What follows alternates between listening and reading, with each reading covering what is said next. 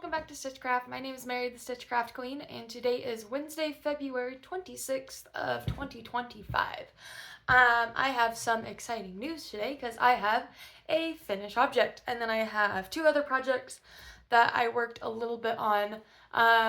In all honesty, I did not have that much knitting time this week because I decided to do something else instead, which was play video games. My brain, I think, just needed a little break from a lot of what's going on in the country and the world right now, and that was a really good way to do it. But I did do some knitting, which I am very proud of. So let's start with my finished object.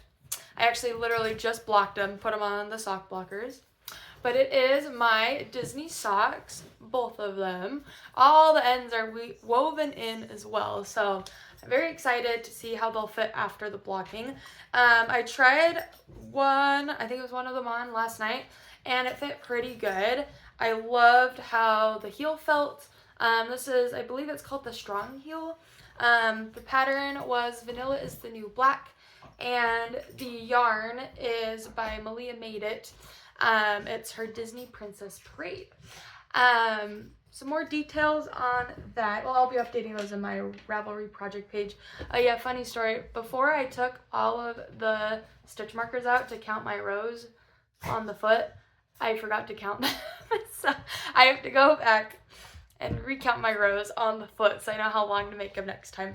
But I'm excited to try these on and see how they fit once that's all done. Really the only other thing I might change is just seeing how stretchy, if this stretches out or if it will spring back to how it normally is on a cuff, but we'll see how that does. I did wet block these as well. Here I have my other sock that I did where I just dry blocked it, and it seems to have held its shape pretty well. I don't have a pair for this one yet, but this one I made using the, the classic vanilla sock by Crazy Sock Lady. Yeah, which it was pretty good, pretty fun, but I didn't love how the heel fit, so that's why I am trying a different one. But I did not wet block that one, so it'll be interesting to kind of see the difference on those. I'm sorry, BB's playing right now, of course, with one of the loudest toys she has. Hey, BB, stop that, please. Thank you. As for the yarn, so I divided my cake into two, so, oh, look, I still have my DPN stabbed in there, but these are the two cakes left. I weighed this one, and there is still 27 grams left, which is more than half, because they were at 50 grams each, so I technically have enough to make another pair of socks, so I might do that, because I do really love the fun colors, and then I have about 15 grams left of each of the minis. I just had her dye the yellow to match the yellow stripe and then the blue to match one of the blue stripes, so that I could do heels, toes, and cuffs in a different color. Yeah, so those are my Disney socks, and I will be updating that Ravelry project page once these are all dried and ready to go. But that was awesome. I was really happy that I finished those. Those have been on the needles for way too long. I started them right before our trip to Disney in August. I believe I started them, it was like it was like mid-August. Kind of put them away, worked on them on and off all throughout last year, and then it was in about, I want to say like mid-November, end of November is when I really, excuse me, is when I finished up the foot on both of them and was ready for the toe. But at that point I had already put my DPNs away to be packed, and so I couldn't access them. So they were sitting on the needles for a little bit. So I'm glad that I finally finished those. Let's see, on to the next project. We'll do the one I did the least work on, but I think this is the one I'm going to work on mostly today. It was our Fisherman Cardigans. I worked on this during church. I only got 3 rounds done. I wasn't knitting very fast, but only 3 rounds, so I mean you can see there's our little progress keeper. But yeah, hopefully this week I will be able to, my goal is to get done with the decreases on my husband's. It's so dumb because this sleeve has more stitches than the front panel. The front panel ended up having, I believe it was like between 50 and 60.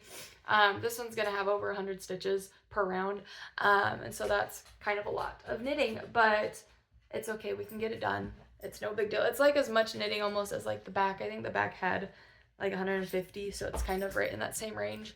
But yeah, I'm hoping the increase is done this week on at least my husband's sleeve. And today I have a lot of time, so I also want to try to sew up all the panels that I have already made on both of ours. So that was the Fisherman cardigans. And now for baby. No, please. Now for my row 1 blanket, if I can get it untangled.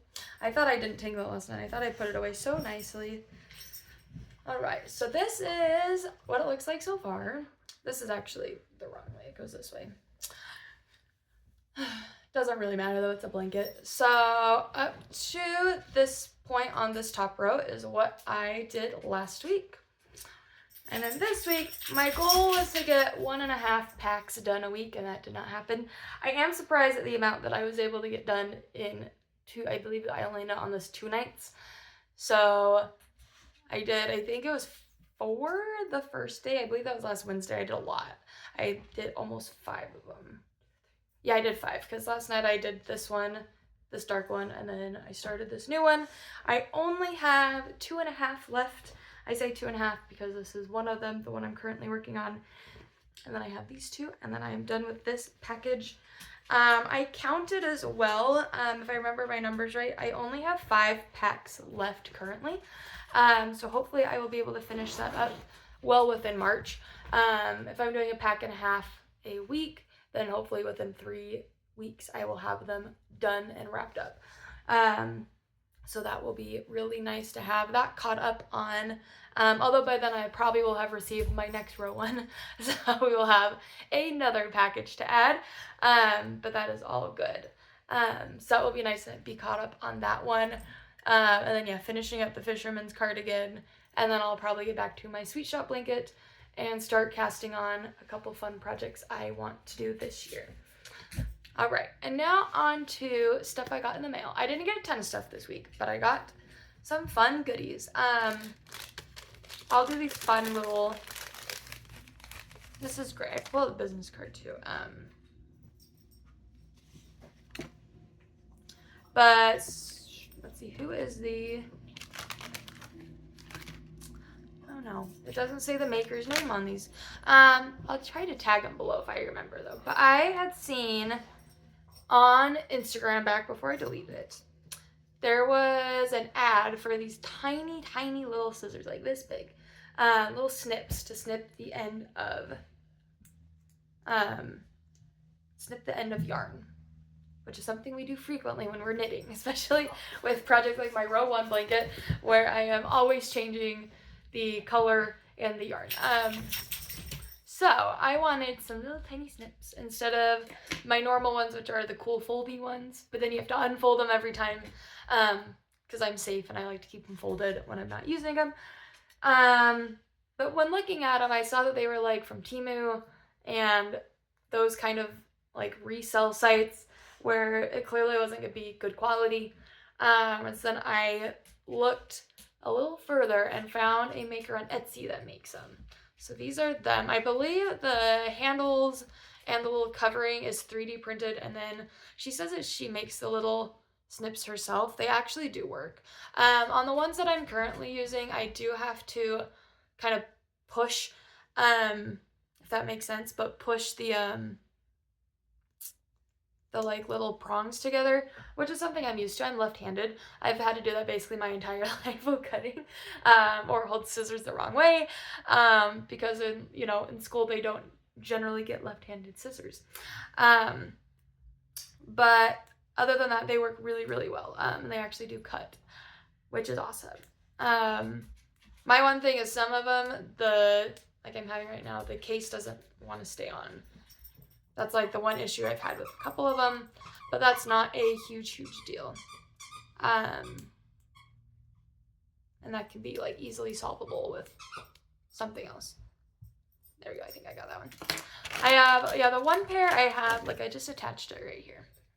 This pair, it was a little difficult at first to get the like the cover to stay on, but once I kind of figured out the direction of it, it was just fine.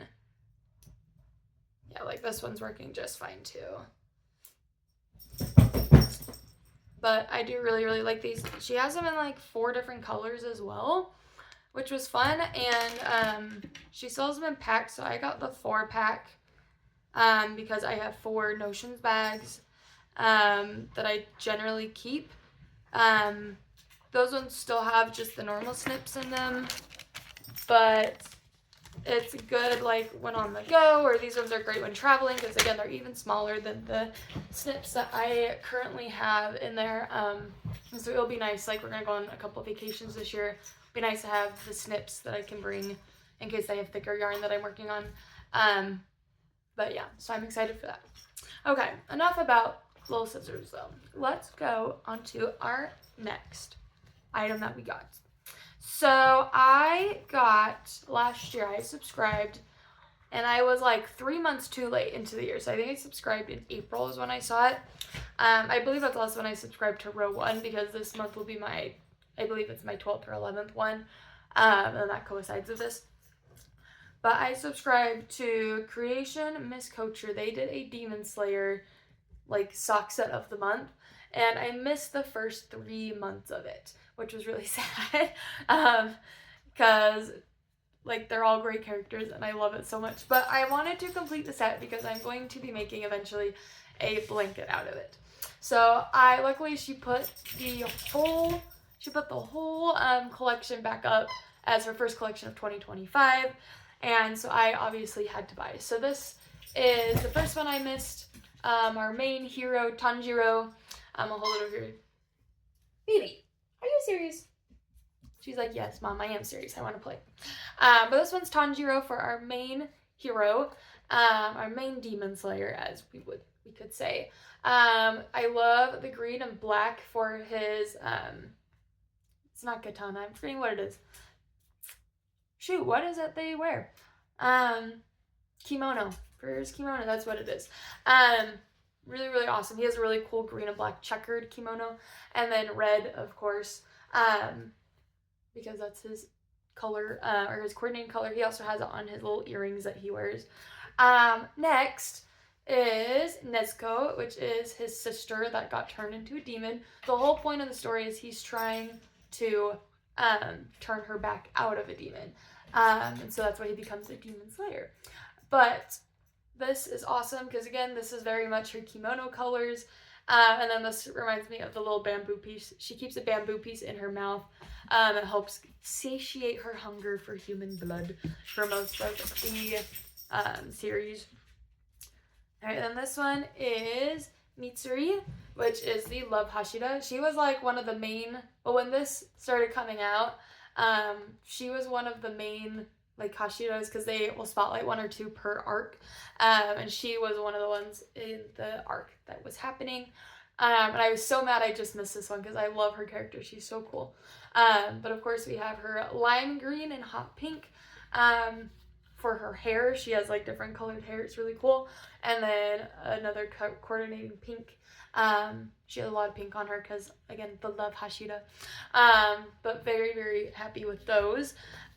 Hopefully, well, I doubt it, but I was hopeful to start that blanket this year, but very doubtful because I have 2 really, really big blankets planned, and a couple other big projects planned for this year that I want to keep on, going on with, so I can get those done. Like she is, Miss little BB. Can you say hi, BB? BB, look. Oh, never mind. They like to look out the windows here. It's really funny, but they're too high up for them just to look out, so they'll jump up on the window, huh? Yeah. And BB can stretch like nobody's business. She's like only like, what, 1.5 feet, maybe 2 feet on the ground, but she can stretch up to like almost 4 feet. Huh. You're very, very lean and limber. But yeah, that is all of the yarn stuff for this week. What? You want to get up here too? Okay, hold on. You can come up. Good job. That is all of the yarn stuff for this week. No, you need to just lay down. Where's it? Let's see, what did we watch this week? Oh, so we watched Apple Cider Vinegar a couple weeks ago, and Netflix just released like the actual documentary on that with like the actual true events and actually interviewing like the real life people affected. And that was really cool to see kind of like where Apple Cider Vinegar, the dramatization got, oh my goodness, baby, where they got a lot of their like plot points and inspiration from, because some of it is not actually true, but like a lot of the main like points it seemed like was, which is really cool. Even like the main guy that's writing the article, his wife did actually have cancer, which is cool because that was a big plot point in the dramatization. Okay, you need to stay still or you have to get off, okay? Thank you. She immediately starts moving again. There we go. But there was like a whole thing about her brother that was totally different. Her brother wasn't even mentioned in the dramatization. And her mom like seems like she seems like the coolest person, because immediately when she heard the first like, you know, press article that she did to kind of clear her name and how she like belittled her mom and her growing up, her mom was like, no, that's not how it was, let me set the record straight, and went to the same like magazine and editorial company and gave them, you know, the interview and the what's up. So that was kind of cool to see how all that played out. We watched Longlegs this week. We've been meaning to watch that for a while. It came out kind of right in the middle of like when we were gonna see it was like right when the move was starting to be in the works. So we like, you know, our brain was just on other things at that time, so we did not go. Trying to think of anything else. Oh, and Marvel Rivals, there it is. We made it to Grandmaster. We were very surprised. I knew that we were good enough, to make it at least to like platinum, low diamond, and like that's probably because that in Overwatch was where I felt like I would fit in the best. But it's very different because Marvel Rivals has a very active community, where Overwatch at the time that I started playing was on the decline. And so what that meant is in Overwatch you were playing with the same exact people, you know, almost every match, and so you would all kind of get better together, and so you'd kind of just stagnate at a certain point unless somebody new came in and like did really, really good. Or you could do what's called a Smurf account, which is where you make a new account and then you have a brand new, you know, account to start, and you can do your placement matches and get higher ranked off the bat, and then you don't have to worry about climbing through the SR. Marvel Rivals, though, has a very extremely active community, especially, on all platforms. We play on console and PlayStation, and on Overwatch, their community, especially on console, was like pretty dead. But Marvel Rivals is very active, which is awesome. And so we were actually able to climb fairly easily. A lot of the people too coming in had never played like a 6v6 team game, and they didn't know like, you know, how to do counters and how to, you know, set up a good team comp, because they don't lock roles, which is really nice. But because we kind of had like that baseline knowledge, we were able to quickly, you know, exceed past our expectations, which was really cool. So yeah, now we're in GM. My husband is really set now on getting to the next rank, which is Celestial. After that, it's like basically your top 500 players. We're not that good. I know that. I'm like, maybe we could make it to Celestial, but I think we're pretty set where we're at right now, in the ranks, which again, it's really fun and really cool to be there, because I never thought I'd be like, I'm a grandmaster at a game, but look at me now. So yeah, that was kind of the big fun thing. Other than that, we didn't really do anything. We had a lot of lazy weekend, just because we had a lot of,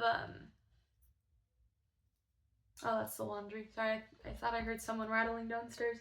Nope, that's my laundry machine. But yeah, we had a lazy weekend, just because we had a lot going on last week, a lot of family parties, which was great. But it was just a lot, and so we both needed, I think, time just at home to de-stress and, you know, get back into kind of the normal flow of things. But yeah, and this has gone on way too long now, so I'm going to end it here. Yeah, but we will see you next week. I'm going to get back to some knitting and fun making. But have a great week, and we will see you next time. Bye-bye!